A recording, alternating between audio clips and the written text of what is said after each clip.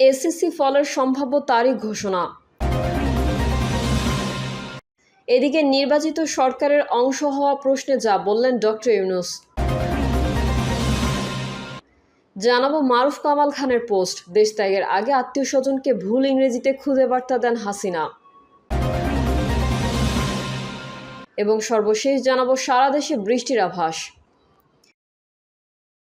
এতক্ষণ শুনছিলেন সংবাদ শিরোনাম, এবারে বিস্তারিত। তবে তার আগে অনুরোধ থাকবে আমাদের চ্যানেলটি সাবস্ক্রাইব করে বেল আইকনটি ক্লিক করুন। নির্বাচন ইস্যুতে অংশ হওয়া প্রশ্নে যা বললেন নির্বাচিত সরকারের অংশ হওয়া প্রশ্নে যা বললেন ডক্টর ইউনূস। অন্তর্বর্তী সরকারের প্রধান উপদেষ্টা অধ্যাপক মোহাম্মদ ইউনূস আগামী বছরের এপ্রিলে জাতীয় নির্বাচনের ঘোষণা দিয়েছেন। ওই নির্বাচনের মধ্যে দিয়ে গঠিত নতুন সরকারের অংশ হতে আগ্রহী নন বলে জানান তিনি। ডক্টর ইউনূস জোর দিয়ে বলেন, আমাদের কাজ হলো নির্বাচন আয়োজনের মাধ্যমে নির্বাচিত সরকারের কাছে সুষ্ঠুভাবে ক্ষমতা হস্তান্তর নিশ্চিত করা। নির্বাচনের পরে দায়িত্ব গ্রহণকারী ও পরবর্তী গণতান্ত্রিকভাবে নির্বাচিত সরকারের অংশ হওয়ার কোনো ইচ্ছা তার আছে কিনা, এমন কোনো পদে থাকবেন কিনা। সাংবাদিকদের এমন প্রশ্নের জবাবে ডক্টর ইউনূস বলেন, কোনো উপায় নেই। আমার মনে হয় আমাদের উপদেষ্টা পরিষদের কোনো সদস্য এটি করতে চান না। অধ্যাপক ইউনূস স্পষ্টভাবে বলেন, আমাদের কাজ হলো ক্ষমতা হস্তান্তর সুষ্ঠুভাবে সম্পন্ন করা এবং নির্বাচিত সরকারের কাছে ক্ষমতা হস্তান্তর করার সময় জনগণ যাতে খুশি হয় তা নিশ্চিত করা। প্রধান উপদেষ্টা বলেন, আমরা নিশ্চিত করতে চাই যে নির্বাচন সুষ্ঠুভাবে সম্পন্ন হবে। বাংলাদেশ আওয়ামী লীগের বিষয়ে এক প্রশ্নের জবাবে অধ্যাপক ইউনূস বলেন, আওয়ামী লীগ যদি তরুণদের হত্যা, গুম করতে ও অর্থ চুরি করতে পারে, তাই একটি রাজনৈতিক দল হিসেবে তাদের পরিচয় নিয়ে বিতর্ক রয়েছে। তিনি বলেন, আপনি কি এখনও এটিকে রাজনৈতিক দল বলবেন? তাহলে এটি একটি বিতর্কিত বিচার নয়। অধ্যাপক ইউনূস বলেন, তারা মনে করেন ৫ই আগস্ট সাবেক প্রধানমন্ত্রী শেখ হাসিনা দেশ ছেড়ে পালিয়ে যাওয়ার সময় সেই অধ্যায় বন্ধ হয়ে গেছে। কিন্তু যারা দেশ ছেড়ে পালিয়েছেন তাদের কেউই ভুল স্বীকার করেননি, বরং তারা জনগণকে এসএসসির ফলের সম্ভাব্য তারিখ ঘোষণা। এসএসসি ও সমমানের ফল পরীক্ষা শেষে ৬০ দিনের মধ্যে দেওয়ার প্রস্তুতি চলছে বলে জানিয়েছেন আন্তঃশিক্ষা বোর্ড সমন্বয় কমিটির সভাপতি এবং ঢাকা মাধ্যমিক ও উচ্চ মাধ্যমিক শিক্ষা বোর্ডের চেয়ারম্যান অধ্যাপক ডক্টর খন্দকার এহসানুল কবির। সম্প্রতি গণমাধ্যমকে তিনি এই কথা বলেন। গত ১৩ই মে চলতি বছরের এসএসসি ও সমমানের পরীক্ষা শেষ হয়েছে। ফলে অপেক্ষায় রয়েছেন ১৯ লাখেরও বেশি পরীক্ষার্থী ও তাদের অভিভাবকরা। সবার আগ্রহের কেন্দ্রে কবে এসএসসি ও সমমানের পরীক্ষার ফল প্রকাশ করা হবে। তারা অধীর আগ্রহে থাকলেও এখনও ফল প্রকাশের আনুষ্ঠানিক দিনক্ষণ ঠিক করতে পারেনি ১১টি শিক্ষা বোর্ডের মোর্চা বাংলাদেশ আন্তঃশিক্ষা বোর্ড সমন্বয় কমিটি। উল্টো উত্তরপত্র মূল্যায়নে এবার দেরি হচ্ছে বলে জানিয়েছেন খোদ বোর্ড কর্মকর্তারা। অধ্যাপক ডক্টর খন্দকার এহসানুল কবির বলেন, পরীক্ষকরা উত্তরপত্র মূল্যায়ন শেষে বোর্ডে পাঠাতে শুরু করেছেন। খুব অল্প সংখ্যক খাতা এসেছে, এখনও অনেক খাতা মূল্যায়ন বাকি। উত্তরপত্র মূল্যায়নে এবার কিছুটা বিলম্ব হচ্ছে বলে মনে হচ্ছে। আমরা তৎপর আছি। সব খাতা মূল্যায়ন শেষে সেগুলো হাতে পেলে সফটওয়্যারের নাম্বার ইনপুট দেওয়া সহ আনুষঙ্গিক কাজ করা হবে। এরপর ফল প্রকাশ করা হবে। তবে কবে নাগাদ ফল প্রকাশ করা হতে পারে এমন প্রশ্নে তিনি বলেন, নিয়ম অনুযায়ী পরীক্ষা শেষ হওয়ার ৬০ দিনের মধ্যে ফল প্রকাশ করা হয়। এক্ষেত্রে ১৩ জুলাইয়ের মধ্যে ফল প্রকাশ করা হবে। তার আগে আমরা সম্ভাব্য দিন ঠিক করে শিক্ষা মন্ত্রণালয়ে প্রস্তাব পাঠাবো। মন্ত্রণালয় অনুমোদন দিলে তারিখ ঠিক হবে। সেজন্য সুনির্দিষ্ট দিনক্ষণ এখনই বলা সম্ভব নয়।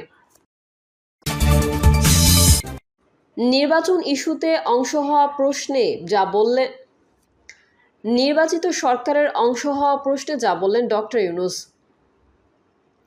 অন্তর্বর্তী সরকারের প্রধান উপদেষ্টা অধ্যাপক মোহাম্মদ ইউনূস আগামী বছরের এপ্রিলে জাতীয় নির্বাচনের ঘোষণা দিয়েছেন। ওই নির্বাচনের মধ্যে দিয়ে গঠিত নতুন সরকারের অংশ হতে আগ্রহী নন বলে জানান তিনি। ডক্টর ইউনূস জোর দিয়ে বলেন, আমাদের কাজ হলো নির্বাচন আয়োজনের মাধ্যমে নির্বাচিত সরকারের কাছে সুষ্ঠুভাবে ক্ষমতা হস্তান্তর নিশ্চিত করা। নির্বাচনের পরে দায়িত্ব গ্রহণকারী ও পরবর্তী গণতান্ত্রিকভাবে নির্বাচিত সরকারের অংশ হওয়ার কোনো ইচ্ছা তার আছে কিনা, এমন কোনো পদে থাকবেন কিনা। সাংবাদিকদের এমন প্রশ্নের জবাবে ডক্টর ইউনূস বলেন, কোনো উপায় নেই। আমার মনে হয় আমাদের উপদেষ্টা পরিষদের কোনো সদস্য এটি করতে চান না। অধ্যাপক ইউনূস। মারুফ কামাল খানের পোস্ট, দেশ ত্যাগের আগে আত্মীয় স্বজনকে ভুল ইংরেজিতে খুদে বার্তা দেন হাসিনা। দলীয় নেতাকর্মীদের না জানালেও দেশ ত্যাগের আগে ঠিকই আত্মীয় স্বজনকে ইংরেজিতে খুদে বার্তা পাঠিয়েছিলেন শেখ হাসিনা। এতদা সংশ্লিষ্ট গণমাধ্যমে প্রকাশিত একটি প্রতিবেদন সামনে এনে এই মন্তব্য করেছেন সাবেক প্রধানমন্ত্রী খালেদা জিয়ার সাবেক প্রেস সচিব জ্যেষ্ঠ সাংবাদিক মারুফ কামাল খান। মারুফ কামাল খান বলেন, শেষ রক্ষা হচ্ছে না, এটা নিজে বুঝতে পারলেও হাসিনা তার দলের আর কাউকে তা বুঝতে দেননি। বিভিন্ন বাহিনীতে ও প্রশাসনে যারা তার লেঠেল হয়ে কাজ করেছে বুঝতে দেননি তাদেরকেও। তিনি কেবল ভেবেছেন তার নিজের ও নিকট আত্মীয় স্বজনদের নিরাপত্তার কথা। মারুফ কামাল খান তার পোস্টে লিখেছেন, ছলে বলে কলে কৌশলে টানা 15.5 বছর রাষ্ট্র ক্ষমতা করায়ত্ত রেখেছিলেন। তবে শেষ অবধি ছাত্র তরুণরা এমন আন্দোলন গড়ে তোলে এবং তাতে সব শ্রেণীর লোক সামিল হয়ে যায়। গুলি করে মানুষ মেরে এই আন্দোলন রাখার চেষ্টায় সেনারা সায় না দিলে বেঁকে বসে। হাসিনা বুঝে যায় তার খেল খতম। তারপরেও কয়েক ঘন্টা স্নায়ুর যুদ্ধ চালান এবং সেই ফাঁকে পালিয়ে গিয়ে ভারতে আশ্রয়ের বন্দোবস্ত সেরে নেন। তিনি বলেন, নিজে নিরাপদে পালাবার বন্দোবস্তের পাশাপাশি তিনি ঘনিষ্ঠ আত্মীয়স্বজন ও বংশের লোকদের দেশ ছেড়ে পালাতে বলেছেন। এই গ্রুপ মেসেজ ছাড়াও তিনি তাদের সবাইকে আলাদা করেও বার্তা দিয়েছেন। একটি ভুল ইংরেজি বাক্য সবাইকে দেশ ত্যাগের নির্দেশনা লিখে সম্মিলিত খুদে বার্তা পাঠিয়েছেন। লিখেছেন, নো ওয়ান স্টে হিয়ার। এই সংবাদ, এই বার্তাই দিচ্ছে স্বজন পরিজন ছাড়া আর কারো প্রতি হাসিনার সামান্যতম মায়া ও কর্তব্যবোধ নেই। তবুও তিনি তাদের উপর ভর করে হারানো স্বর্গ ফিরে পেতে চান, রাজনীতি করতে চান, দেশে ফিরতে চান, ভয়ঙ্কর সব অপরাধের দায় থেকে মুক্তি পেতে চান। এসব লক্ষ্য অর্জনের রোজই নেতাকর্মী ও তার অনুগতদের উস্কানি দিচ্ছেন, তাদেরকে প্ররোচিত করছেন ঝুঁকি নিতে। তাদের কয়েকজন সাড়া দেবে হাসিনার আগুন খেলার ডাকে, যোগ করেন মারুফ কামাল খান।